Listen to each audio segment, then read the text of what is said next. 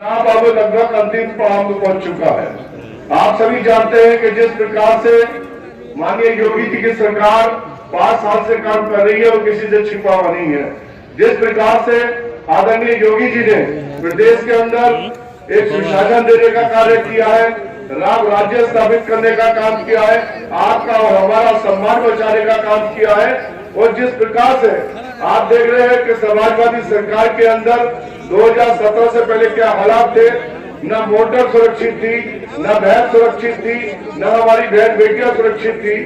और यहाँ तो इतना बुरा हालत था पूरे जनपद के अंदर कि स्कूल और कॉलेजों के बाहर मोटरसाइकिल पर समाजवादी पार्टी के गुंडे खड़े रहते थे और वो हमारी बहन बेटियों को जब वहां से निकलती थी वो कहते थे ये पीले सूट वाली मेरी और नीले सूट वाली तेरी।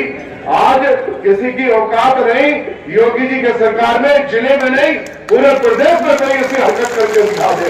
तो मैं कहना चाहता हूं कि 5 साल आप लोग बड़ी चैन की जिंदगी सोए नहीं सोए, पूरा आनंद से चैन से सोए, किसी की हिम्मत तो नहीं हुई कोई गलत काम करने की। अब 5 साल आपको चैन से आदत योगी जी ने दी है चैन से सोने के लिए, लेकिन अब जागने का वक्त है आपका। अब जागने का वक्त है कि 14 तारीख को आप कहीं सोए ना रह जाएं, आप कहीं खोए ना रह जाएं। एक एक वोट की आवश्यकता है आप सभी को। आप जानते हो कि दूसरे व्यक्ति जख्मी पड़े हुए हैं इस टाइम, और जख्मी व्यक्ति थोड़ा घात लगा के बैठता है, ध्यान रखने की आवश्यकता है।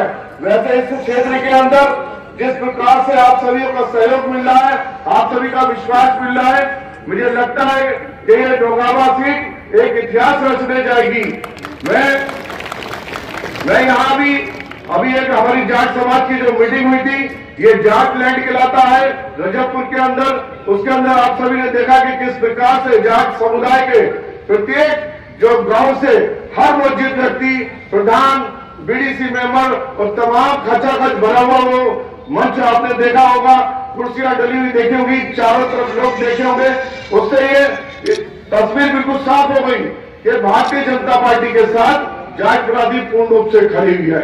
यहां मैं ये भी कहना चाहता हूं कि अन्य बिरादरी तो 100% खड़ी है हमारे साथ में, लेकिन इस बार जो सबसे बड़ा कार्य हो रहा है, हम जहां जा रहे हैं, जिस मर्जी गांव में जा रहे हैं, जहां हमारे जाटा भाई रहते हैं, उन जाटों का पूर्ण समर्थन भारतीय जनता पार्टी के साथ देवेंद्र नागपाल के साथ खड़ा हुआ है। मैं यही कहना चाहता हूं कि आप जिस प्रकार से हमारा समर्थन कर रहे हैं, हमारा सहयोग कर रहे हैं, कि वो तो साबित हो चुका कि आपका आशीर्वाद और आपकी कृपा बन चुकी है।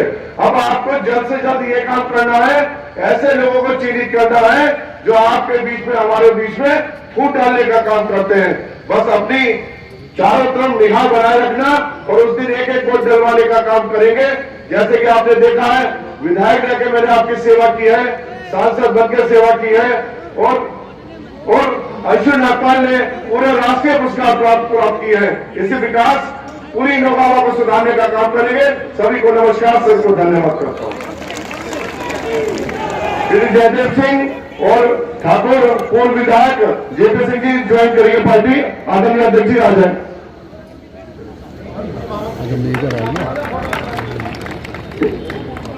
अब जिनका बेसब्री से इंतजार था, हमारे बीच उत्तर प्रदेश के मुख्यमंत्री माननीय योगी आदित्यनाथ जी हम लोगों को संबोधित करेंगे, हम लोगों का मार्गदर्शन करेंगे। ये जय श्री राम, जय श्री राम, जय श्री राम, जय। आज की चुनावी सभा में भारतीय जनता पार्टी के जिलाध्यक्ष डॉक्टर ऋषिपाल नागर जी, पूर्व सांसद श्री कंवर सिंह तंवर जी, जिला प्रभारी डॉक्टर विकास अग्रवाल जी, नौगावा सादात से भारतीय जनता पार्टी के लोकप्रिय प्रत्याशी श्री देवेंद्र नागपाल जी, जिला पंचायत अध्यक्ष श्री ललित तंवर जी, हमारे लोकप्रिय विधान परिषद के सदस्य डॉक्टर हरि सिंह ढिल्लों जी, ब्लॉक प्रमुख श्री सरदार गुरेंद्र सिंह जी, पूरन सिंह सैनी जी, राकेश वर्मा जी, भारतीय जनता पार्टी के सभी पदाधिकारीगण और उपस्थित भाइयों बहनों, आज मैं आप सबके बीच में भारतीय जनता पार्टी के प्रत्याशी के समर्थन में आपसे समर्थन और सहयोग प्राप्त करने के लिए आया हूं। भाइयों बहनों, 2022 उत्तर प्रदेश विधानसभा का ये चुनाव आज देश और दुनिया की निगाहों में है। एक और 2012 से 17 के बीच उत्तर प्रदेश में व्याप्त अराजकता, गुंडागिर्दी, दंगे, बेटियों की सुरक्षा खतरे में, कर्फ्यू के कारण पूरे प्रदेश के अंदर जिस प्रकार की अराजकता की स्थिति थी और अराजकता के कारण व्यापारियों का पलायन एक आम बात इस प्रदेश में थी, आज 17 से 22 के बीच में इन 5 वर्षों के दौरान प्रदेश वही, तंत्र वही, शासन बदलने से कितना परिवर्तन होता है कि आज उत्तर प्रदेश में कर्फ्यू नहीं लगता, बल्कि यहां पर शानदार कांवड़ यात्राएं निकलती हैं। ये वही प्रदेश है जहां बेटियों की सुरक्षा खतरे में थी, बेटियां स्कूल नहीं जा पाती थी, आज वही बेटियां अपने घर में रह करके अपने माता पिता के संरक्षण में स्कूल जाती हैं। आज उनकी सुरक्षा के लिए किसी प्रकार का कोई खतरा नहीं है।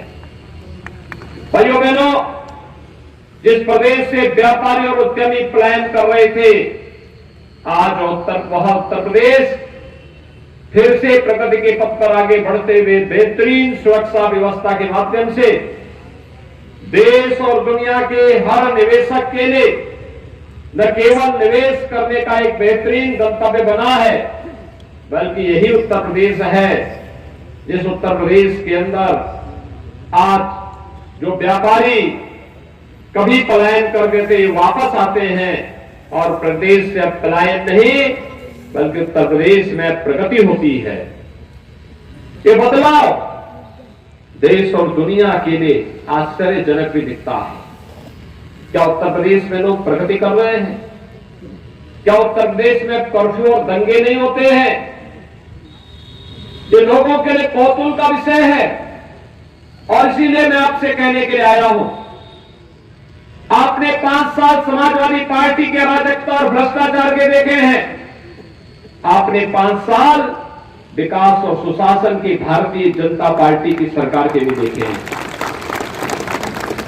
कोरोना कालखंड में जब दुनिया पस्त है, दुनिया की बड़ी बड़ी ताकतें कोरोना महामारी के सामने पस्त हो चुकी हैं, तब उत्तर प्रदेश के अंदर हम लोग विधानसभा चुनाव का सामना कर रहे हैं। तीसरी लहर आकर के चली भी गई, किसी को पता नहीं। 27 करोड़ से अधिक लोगों को वैक्सीन की डोज दे चुके हैं। फ्री में टेस्ट, फ्री में उपचार, फ्री में वैक्सीन, सबको वैक्सीन। जो लोग वैक्सीन के खिलाफ दुष्प्रचार कर रहे थे, आज उनको मुंहतोड़ जवाब देने की आवश्यकता है। कितने लोगों ने वैक्सीन लिया है? यहां पर सभी लोग वैक्सीन ले चुके हैं, यानी 100% वैक्सीनेशन होना। जो लोग वैक्सीन के खिलाफ दुष्प्रचार करते थे, यह कि मोदी वैक्सीन है, ये भाजपा का वैक्सीन है, भाइयों बहनों, उनको जवाब देने की आवश्यकता है। किसी भाजपा और मोदी वैक्सीन ने हमारी जान को बचाया है।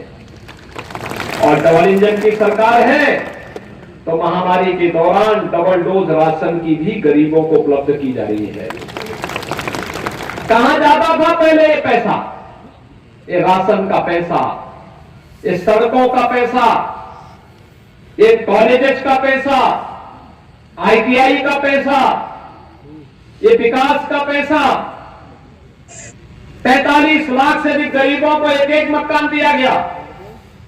जबकि सपा की सरकार ने गरीबों को मकान नहीं दिए गए। 2,61,00,000 गरीबों को एक एक शौचालय उपलब्ध कराया गया, जबकि इससे पहले किसी गरीब को कोई शौचालय नहीं मिल पाते थे। 1 करोड़ वृद्धजन, विधवा महिला और दिव्यांगजनों को 12,000 रुपए सालाना पेंशन की सुविधा उपलब्ध करवाई गई, जबकि इससे पहले सुविधा नहीं उपलब्ध हो पाती थी। 9 करोड़